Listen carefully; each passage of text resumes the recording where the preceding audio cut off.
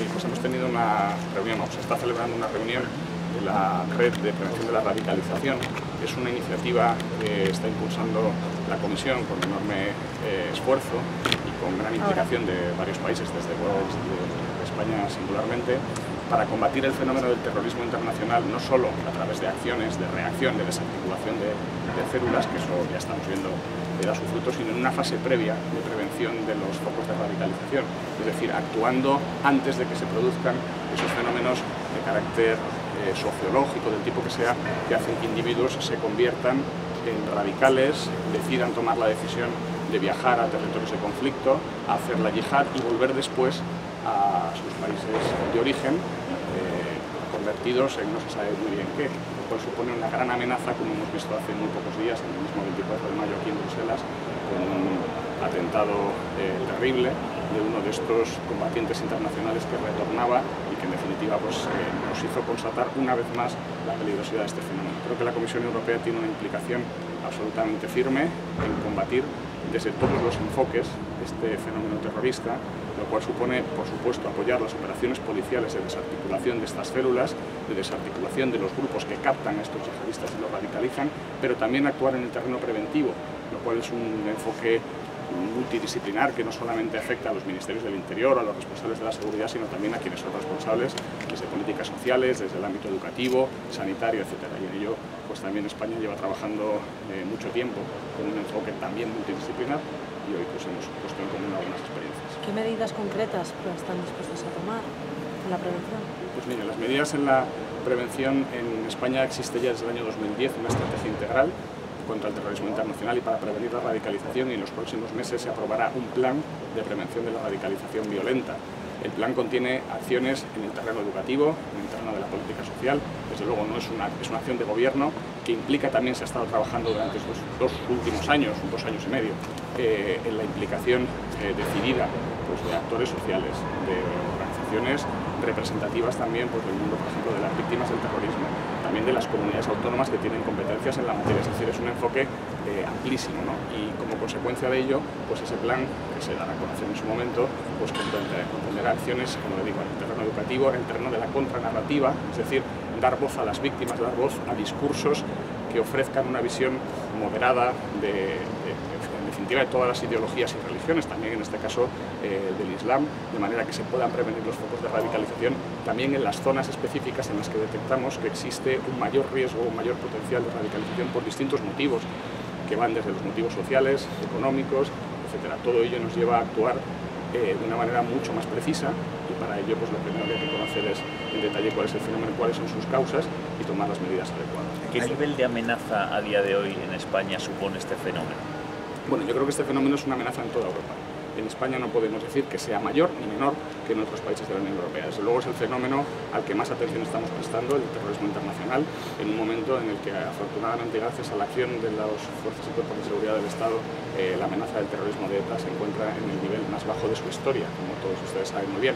Por eso ahora el principal enfoque que tienen los servicios de información, y lo hemos visto con operaciones como la de ayer y la de hace unos días, es hacer frente a la amenaza del terrorismo internacional. Y en concreto, dentro del terrorismo internacional, el fenómeno que más preocupa en España, insisto, no más, pero tampoco menos que en otros países de la Unión Europea, es el de los combatientes internacionales, esas personas que se van radicalizando poco a poco, que utilizan para ello en buena medida el mundo virtual, foros de internet, vídeos, etcétera, y que como consecuencia de ello entran en contacto con determinadas redes que los envían a territorios de conflicto, fundamentalmente a Siria en estos momentos, y después vuelven. La incógnita es qué pasará cuando vuelvan. Nosotros hemos visto ya algunos casos, algunas detenciones, hemos visto casos dramáticos, como le decía, de Bruselas de hace unos días.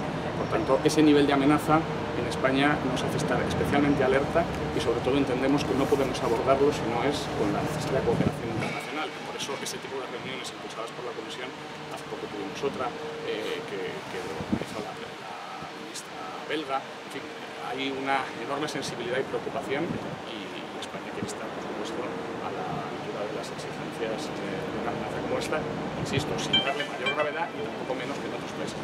¿Cuántos combatientes retornados puede haber en España? Bueno, es difícil dar una cifra, ¿no? Lógicamente se han manejado diversas cifras por parte de los servicios de información. Yo creo que estamos hablando de decenas, si llegan a un centenar. Sí es verdad que ya se han producido 3 detenciones de combatientes que han ido a territorios de conflicto y después han vuelto. 3 han sido ya detenidos y las estimaciones que se pueden hacer dentro de lo cautelosos que hay que ser con esta información es de algunas decenas. Se ha hablado de unos 800 en el norte de Marruecos. Sí, también son cifras que se manejan por los servicios de información. Es comprometedor dar alguna cifra porque siempre estamos hablando pues, de un fenómeno al que se está prestando especial atención ahora, pero que no siempre es fácil seguirlo, ¿no? Y por tanto yo prefiero ser cauteloso, pero efectivamente no es así. ¿Se prevé algún cambio en Schengen en el ámbito comunitario?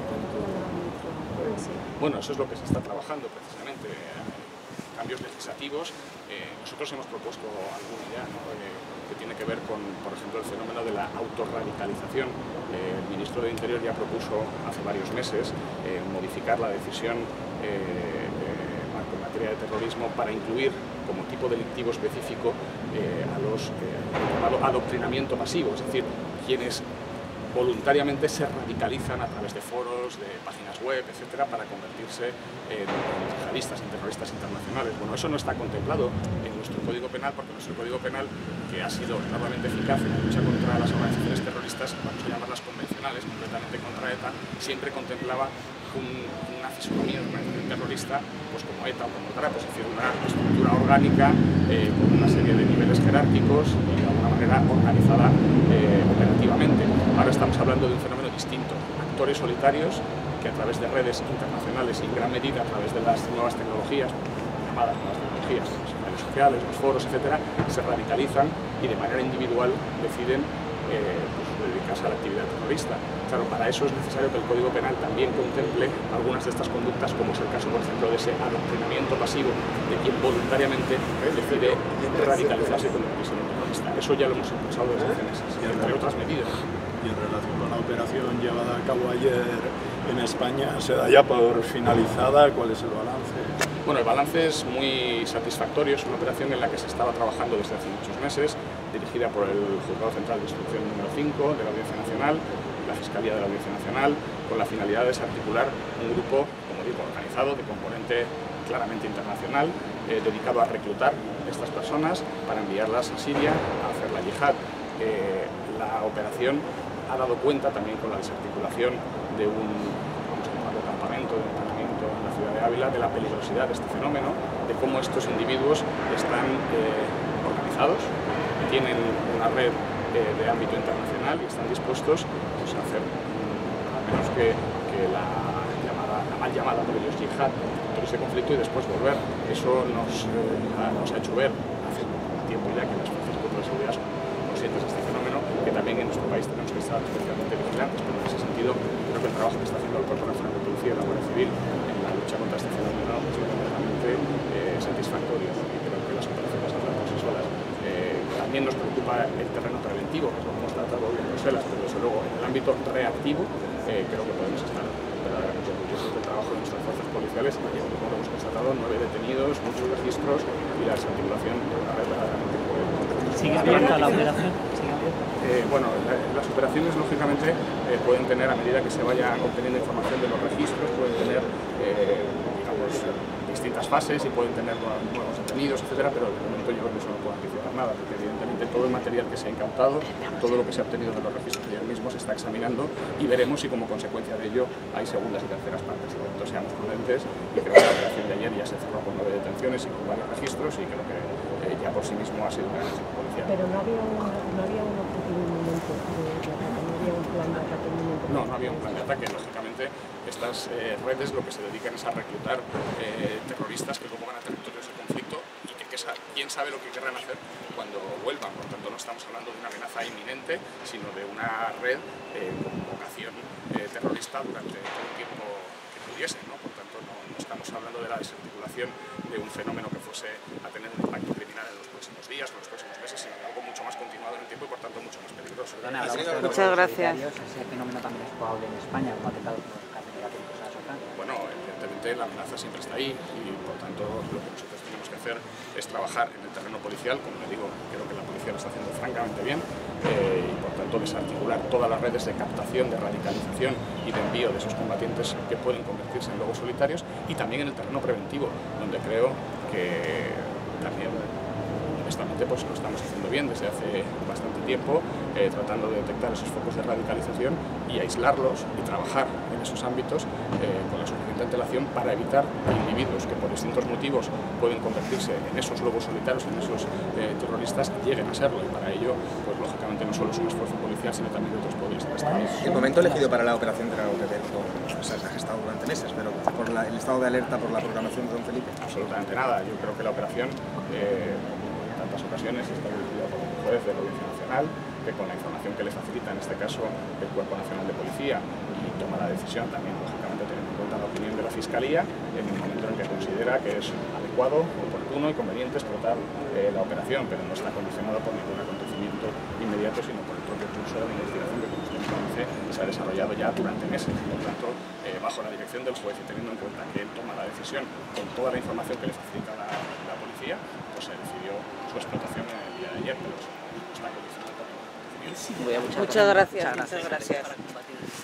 Bueno, pues esa es la gran pregunta, es decir, nosotros tenemos que trabajar en el ámbito también de la legislación penal para ver cuál es el límite en el que el adoctrinamiento pasivo, es decir, quien voluntariamente se somete a procesos de radicalización con el fin de convertirse en un combatiente extranjero y hacer la yihad y después de las acciones terroristas que sean, si eso tiene o cómo eso debe tener encaje en nuestro Código Penal. Por supuesto, con todas las garantías, como es natural, pero también teniendo en cuenta que ese es el fenómeno terrorista al que nos enfrentamos ahora. Esa es la principal amenaza, por tanto, también hay un desafío desde el punto de vista del análisis de la legislación vigente y sobre todo de la que puede ser la legislación del futuro para combatir este fenómeno terrorista. Ni más tiempo, Jacobo. No, sí, son dos reflexiones diferentes, es decir, a los detenidos se les acusará pues, según la información que se obtenga de los registros, pues desde integración a la organización terrorista hasta las acciones terroristas correspondientes. Eso lógicamente es una decisión de la Fiscalía y del juez. Yo le hablo de cómo, desde el punto de vista de la legislación del futuro, debemos trabajar en incorporar elementos penales que hasta ahora no han sido considerados como delito, pero que entendemos que deben serlo porque son el paso previo a convertirse en un terrorista. Es decir, para que alguien se convierta en un terrorista y cometa atentados como el que se produjo en esta misma ciudad el día 24 de mayo, previamente pasa por un proceso voluntario de radicalización en el que en gran medida se sirve de foros, de redes sociales, etc. Si eso es un proceso voluntario, sostenido en el tiempo y consciente por el cual alguien aprende a ser un terrorista, deberá tener encaje en la legislación penal. Eso es lo que debemos estudiar, no solo en España, sino en el conjunto de los estados de la Unión Europea, para hacerlo con todas las garantías, pero también con toda la severidad de una conducta de tantísima gravedad.